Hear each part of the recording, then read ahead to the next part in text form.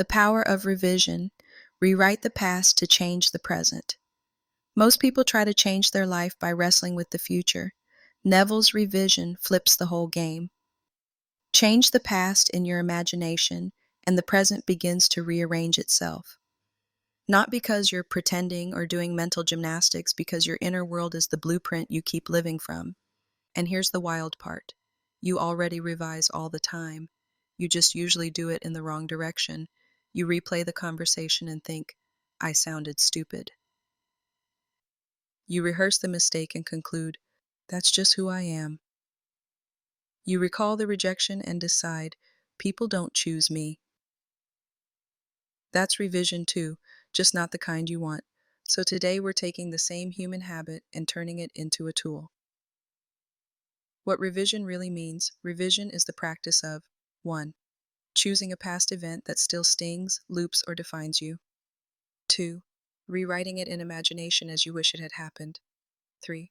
Letting the revised version become the version your nervous system accepts as true.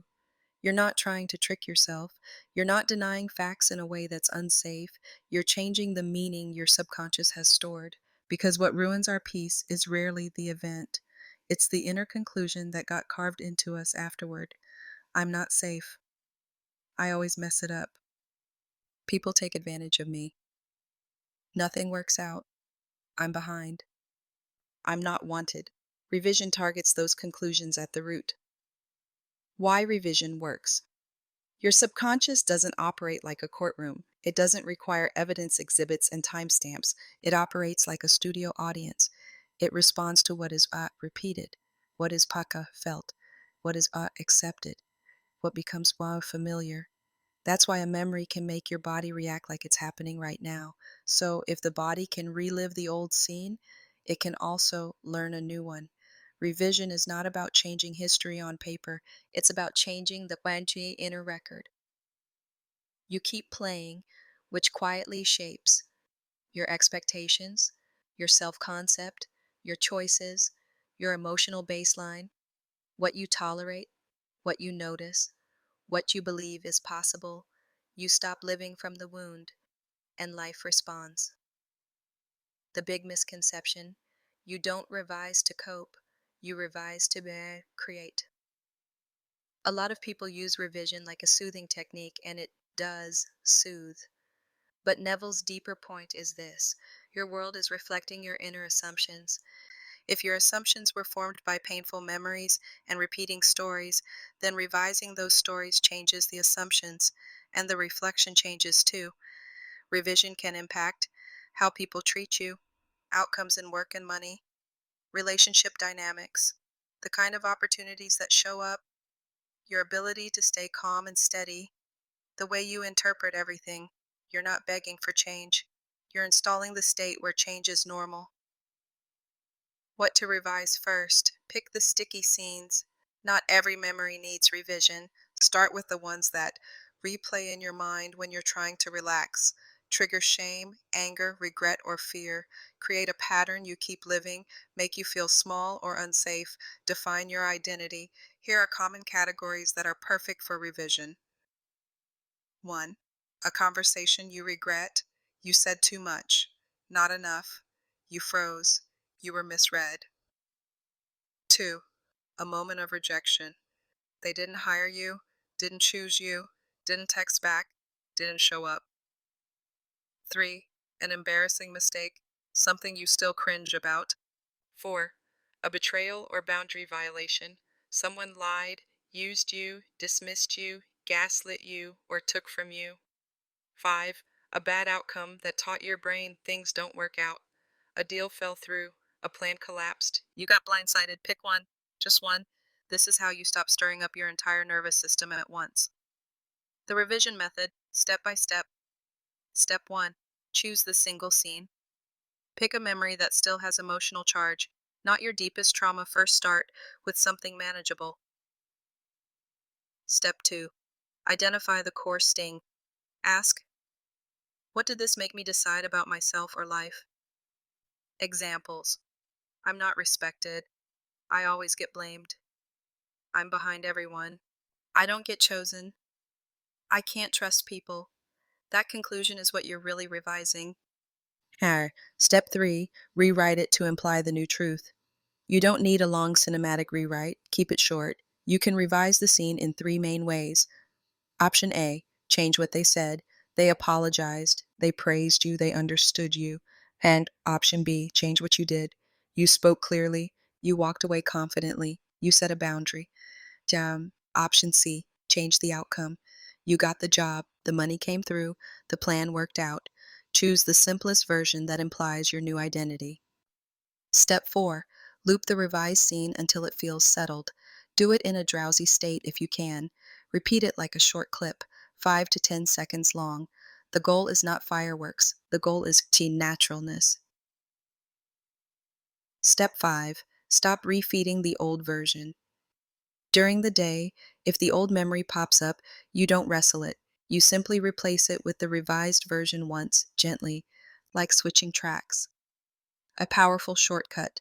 Revise the end feeling. If you struggle to imagine details, revise the end feeling instead.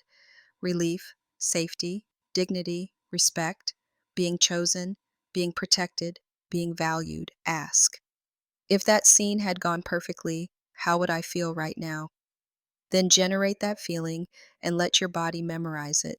Sometimes revision is less about the scene and more about the state your body finally gets permission to live in.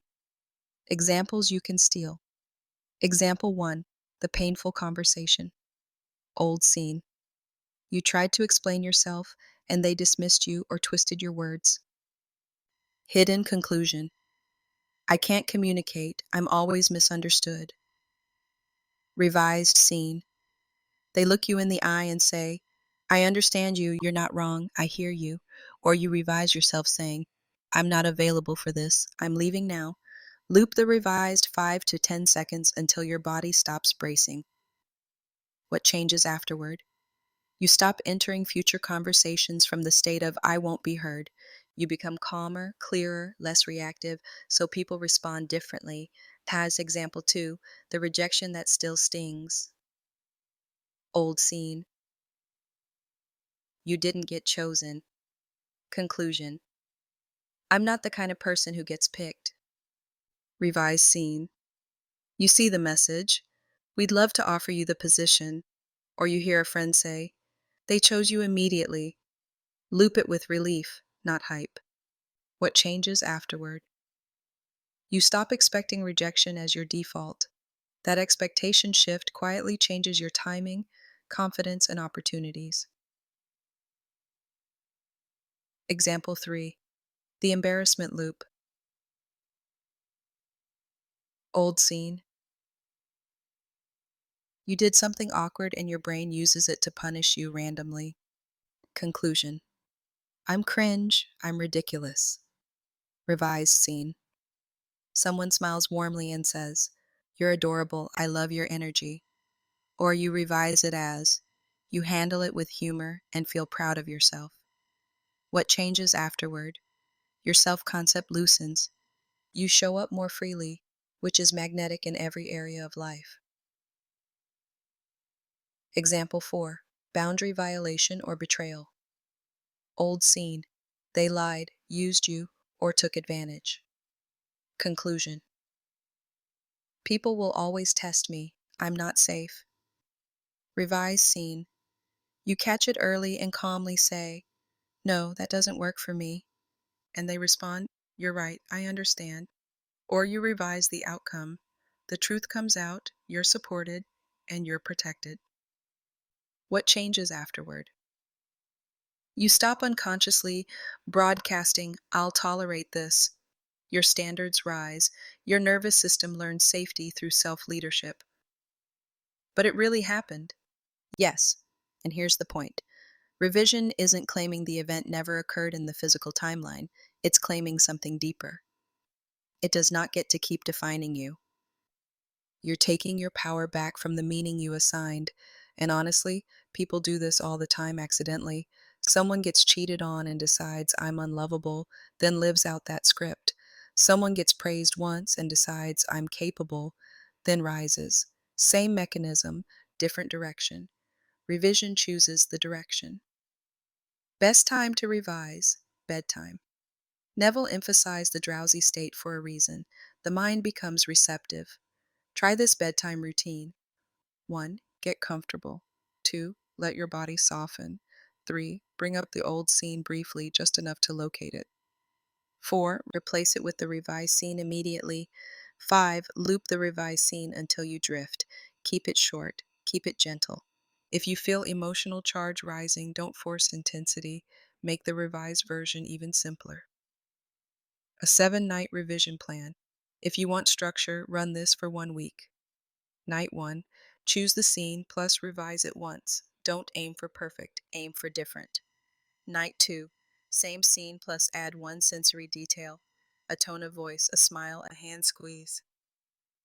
Night 3. Same scene plus focus on relief. Let the body learn it's safe now. Night 4. Same scene plus make it shorter. Sometimes shorter is stronger. Night 5. Add a second proof scene. A friend congratulating you. A supportive text. A positive outcome. Has. Night 6. Practice replacement during the day once. When the old version pops up, swap it for the revised version once. Ashas. Night 7. Fall asleep in the revised reality, not trying to get results, resting in the new truth.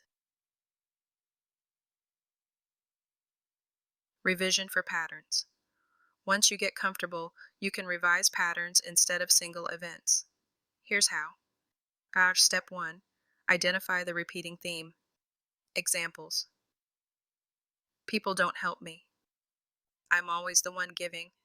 I get blindsided. I work hard but don't get ahead. Step 2. Find the earliest memory that proves it. Often there's a moment your brain uses as evidence. Step 3. Revise that moment not to erase it so you can remove its authority.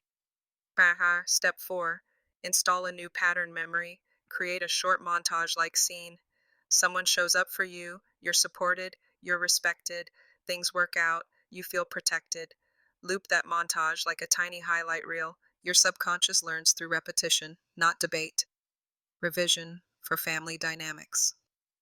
Family stuff tends to have a lot of charge, so keep it clean. You can revise.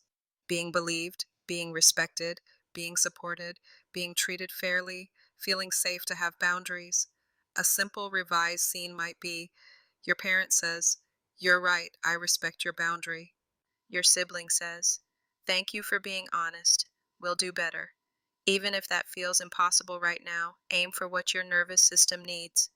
Dignity, fairness, safety, respect. You're installing the version of you who expects to be treated well. That matters. Common mistakes. Mistake 1. Replaying the old scene to analyze it. That usually just re-traumatizes your nervous system. Fix. Touch the old scene briefly, then switch immediately to revised. Mistake 2. Revising with anger. Anger can keep you tied to the old identity. Fix. Revise with relief or calm power. No, that's not my story anymore. Mistake 3. Making the revised scene too long. Long scenes invite more mental resistance. Fix. 5-10 seconds. Loop. Mistake 4. Trying to revise 20 memories at once. That becomes overwhelming and inconsistent. Fix. 1 scene for 7 nights. Mistake 5. Checking for results constantly. That's the old state begging to be reassured. Fix.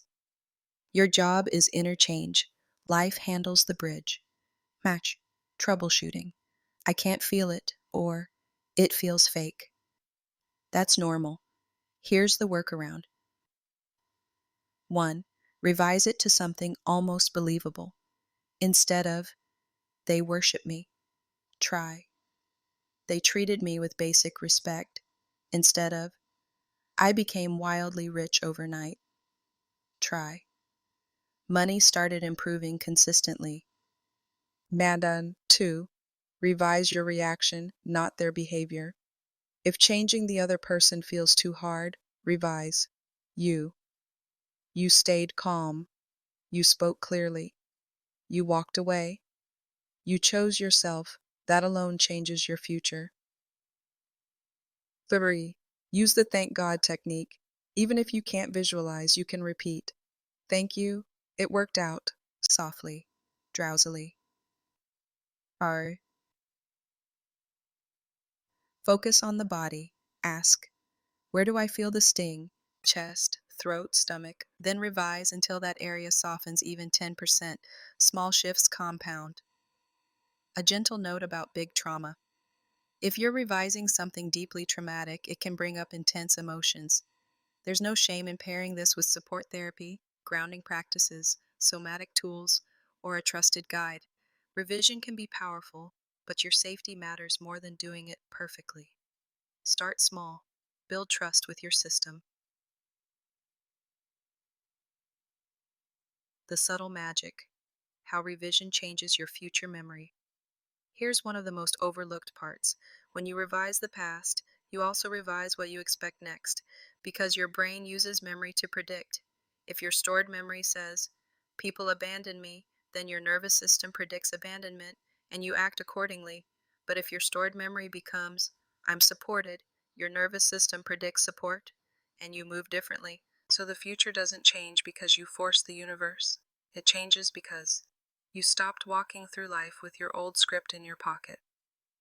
Simple revision script you can use tonight.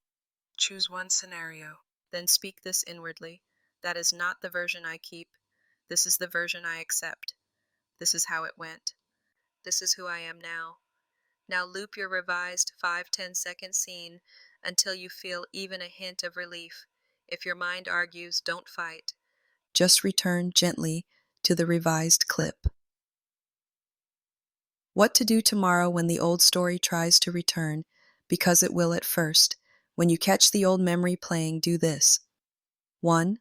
Pause. 2. Exhale slowly. 3. Replace the scene once. 4. Move on. No drama. No inner courtroom. No spiral. Just replacement. That's how new identity becomes automatic. Closing. Your past is not your prison. Revision is one of the most compassionate practices because it says you don't have to be loyal to pain. You don't have to keep punishing yourself.